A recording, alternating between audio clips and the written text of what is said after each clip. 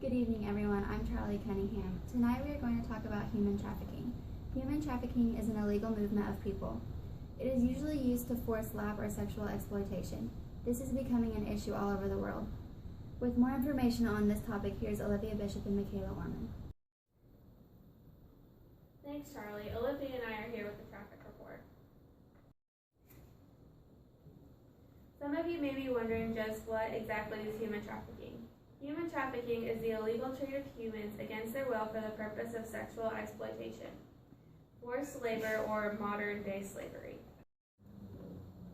Did you know that not only does human trafficking occur in foreign countries, but it was also reported in all 50 states in the U.S. last year?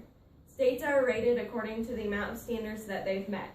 On this map, you can see which states met the most and which states met the least requirements. States in the red met the least amount of requirements, and states in the green that met the most. States are also arranged into tiers. Tier 1 states are states that comply completely with human trafficking law. Tier 2 states are states that are on the watch list. These states show some effort to comply with trafficking laws, but such little effort causes people watching to be on high alert for violation. Finally, the Tier 3 states are states that are making virtually no effort to comply with the trafficking laws and are penalized for not doing so. Impact of being included in the Tier 3 states include trade barriers with the United States. Going along with this picture you see to the right, although the most widely known type of trafficking is sex trafficking, forced labor is actually the biggest type of modern-day slavery, followed by sex trafficking and then state-imposed forced labor such as prison labor or work imposed by the armed forces. There are many organizations specifically devoted to stopping this worldwide problem. If you believe that you or someone you know has been a victim of trafficking, you need to know that you are not alone. There are hotlines all over the world specifically devoted to helping out people just like you. Don't be afraid to get help.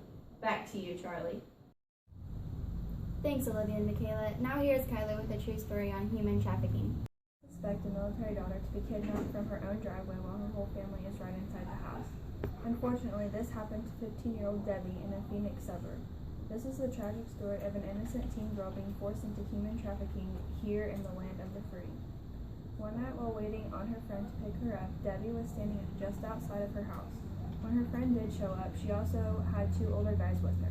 After they visited, Debbie leaned in to give her friend a hug when she was pushed into the car with only her SpongeBob pajamas on. Debbie was then tied up and held hostage by her own friend. After hours of driving, she was taken to an apartment 25 miles from her home. Debbie was then drugged and forced into a room where she was gang raped. Her captors then tried to force Debbie to eat a dog biscuit after she was asked if she was hungry, in which she replied no. She was then forced into a car and driven around Phoenix with another man while he talked to her about prostitution. Again, she was forced into sexual relations with a complete stranger.